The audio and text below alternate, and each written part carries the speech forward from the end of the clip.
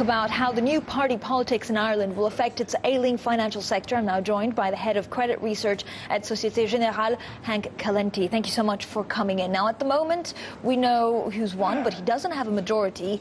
Are you expecting this negotiation in terms of what kind of coalition will get to change the view that you currently have on Irish banks? Well, not really. I don't think my view will change dramatically. I think the old government has left the new government with some extraordinary powers that they can use for a comprehensive solution to the banking problems.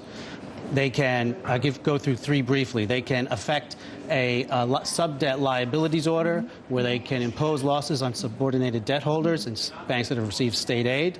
They could also take assets and or liabilities out of a bank. If you take assets out and don't replace them with similar quality assets, that's effectively bailing in.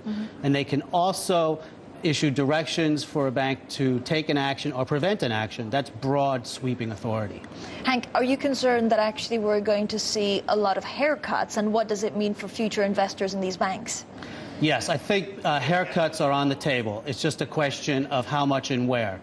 I think that sub-debt holders in banks that have received state aid are likely to get haircuts. We think the state could save about 6 billion euros imposing haircuts on those debtors. Again, how much are we looking in terms of haircut? And if it's too strong, will that form a precedent for other countries within the European Union?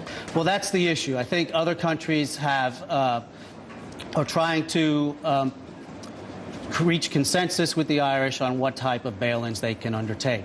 My view is that the decisions on the type of bail-ins for the Irish banks will be taken in Dublin. The new government will most likely try to avoid imposing haircuts on the interbank part of the market because that's what keeps the funds flowing through the system. If you're going to touch senior unsecured, you want to stay away from there. So likely they may bail in senior unsecured of maturity of 1 year or more. Yeah, because otherwise there's a risk that actually the market freezes up. But what kind of a haircut are we looking at? 15, 20%? And is there a level where you say this means that they're cutting too much and therefore it will be dangerous for the markets?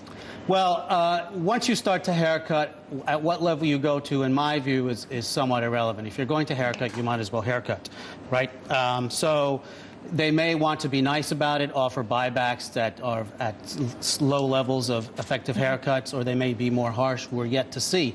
At the end of the day, it's going to take a while for this to work out, and I think it will not. We'll have senior bail-in fears until the Irish economy is in full recovery. Hank, thank you so much. Hank Calenti there.